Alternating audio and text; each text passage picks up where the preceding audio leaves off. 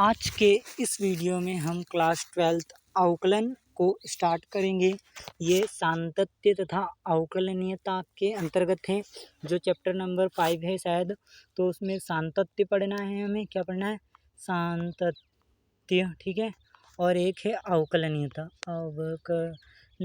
ठीक है। तो अवकलन 12th में अलग से नहीं दिया हुआ है। जो अवकलनीयता है ना, इसमें हमें पूरे सारे प्रकार के अवकलन को इसमें ही पढ़ना है, अलग से टॉपिक नहीं है। तो सातत्य हम नहीं पढ़ेंगे, क्योंकि एग्ज़ाम में अवकलन जितना महत्वपूर्ण है उतना कुछ और नहीं है। क्योंकि जो भी कैलकुलस यूनिट है उसमें से एमपी बोर्ड में 44 नंबर के क्वेश्चन आएंगे, इसलिए पहले हम अवकलन को पढ़ेंगे, उसके बाद सातत्य को। तो स्टार्ट करते हैं अवकलन को पढ़ना। तो अवकलन में हमें क्या क्या पढ़ना है वही आज के इस वीडियो में हम देखेंगे, और फिर कल से हम अवकलन को स्टार्ट करेंगे। तो स्टार्ट करते हैं अवकलन। तो हमें सबसे पहले पढ़ना है सामान्य फलनों का अवकलन।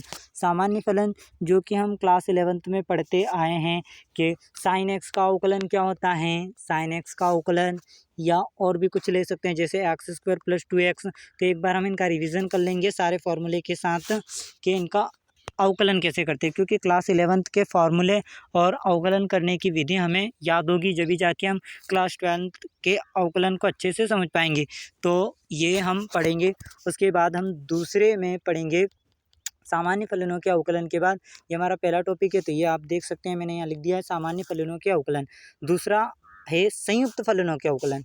संयुक्त फलन क्या होते हैं, तो ध्यान देना, संयुक्त फलन का मतलब होता है जुड़े हुए। जैसे 2 की पावर 2x है, तो ध्यान देना 2 एक फलन है, यानी 2 की पावर पूरी 2x एक फलन है, और 2x भी एक फलन है। यानी यहाँ पे दो फलन है और वो जुड़े हुए हैं, यानी दो फलनों का योग है, संयोजन है, तो वो संयुक्त फलन कहलाते हैं, ठीक है। तो ये कौन सा फलन हो गया? संयुक्त फलन, ठीक है। तो ऐसे फलनों का अवकलन करेंगे, क्योंकि क्लास 10th में हमने पढ़ा था e⁻x, तो इसका अवकलन क्या होता है? e⁻x। लेकिन अब हम पढ़ेंगे 12th में e⁻, जैसे 3x है, तो इसका अवकलन क्या होगा? तो आप बहुत सारे लिख देंगे e⁻3x, बल्कि ऐसा नहीं होता है, इसका आगे भी होता है, 3x का भी अवकलन होता है, जो कि 3 होता है, तो आंसर हो जाएगा 3e⁻3x। तो इस प्रकार संयुक्त फलनों का अवकलन किया जाता है, तो वो भी हम पढ़ेंगे। तो हम जो टॉपिक पढ़ना है हमें अवकलन में वही रीड कर रहे हैं। तो ये हमने देखा कि हमने दो प्रकार के टॉपिक देखे हैं, सामान्य फलनों के अवकलन, संयुक्त फलनों के अवकलन, और तीसरे नंबर में आता है अस्पष्ट फलनों के अवकलन।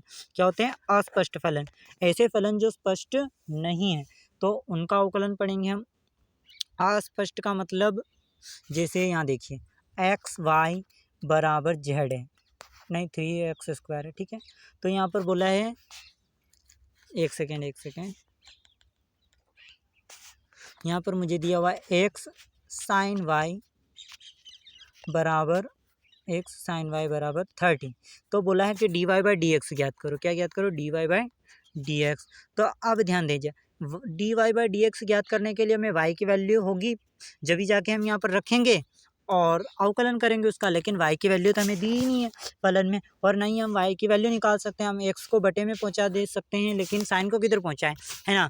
तो ऐसे वाले फलन होते हैं जो अस्पष्ट होते हैं, जिसमें y की वैल्यू स्पष्ट रूप से नहीं दी होती है और उसका अवकलन करना होता है, तो उन्हें अस्पष्ट फलन कहते हैं। तो उनका अवकलन करना है हमें, तो वो भी हम तृतीय नंबर के टॉपिक में पढ़ेंगे, अस्पष्ट फलनों के अवकलन में। अगला है हमारा प्रतिलोम त्रिकोणमितीय फलनों के अवकलन। प्रतिलोम त्रिकोणमितीय फलन यानी कि जैसे साइन इनवर्स, ट्रिग्नोमेट्री हम पढ़ चुके हैं, तो आप देख सकते हैं sine inverse x, cos inverse x, और इनसे बने हुए फलन, यानी इनके योग भी हो सकते हैं, sine inverse x + tan inverse x। ऐसे वाले फलनों का अवकलन हम प्रतिलोम त्रिकोणमितीय फलनों के अवकलन में पढ़ेंगे। अगला टॉपिक है हमारा चरघातांकीय तथा लघुगणकीय फलनों का अवकलन। तो ये देख सकते हैं आप यहाँ पे चरघातांकीय तथा लघुगणकीय फलन। अब ये चरघातांकीय तथा लघुगणकीय फलन क्या होते हैं? ऐसे फलन जिसकी घात क्या हो? चर। चर का मतलब x या y के पदों में हो। तो जैसे मैंने ले लिया साइन x की पावर y है। अब देखें यहाँ पर पावर क्या है? y, और y क्या है? चर है। तो इन्हें बोलेंगे चर घातांकीय। घातांकीय को बोला क्योंकि ये घात हैं, तो घात कैसी है, चर है, तो चर घातांक की है, तथा लघुगण की। लघुगण की का मतलब होता है लॉगरिथम। तो जहाँ पर हमें लॉग लेने की आवश्यकता पड़ेगी या लॉग वाले फलन होंगे उनका अवकलन कैसे करेंगे, तो वही हम इसमें पढ़ेंगे। तो ये हमारा इंट्रोडक्शन पार्ट था कि इसमें हमें पढ़ना क्या क्या है। तो हमने देखा, आप स्क्रीनशॉट ले सकते हैं और लिख भी सकते हैं कि अवकलन में हमें पढ़ना क्या क्या है। सबसे पहले हमें पढ़ना है सामान्य फलनों के अवकलन, संयुक्त फलनों के अवकलन, अस्पष्ट फलनों के अवकलन, प्रतिलोम त्रिकोणमितीय फलनों के अवकलन, चरघातांकी तथा लघुगण के फलनों के अवकलन। यह टॉपिक हमें अवकलन में पढ़ना है, जो कि हम नेक्स्ट वीडियो से स्टार्ट करेंगे। आज के वीडियो में बस इंट्रोडक्शन। धन्यवाद।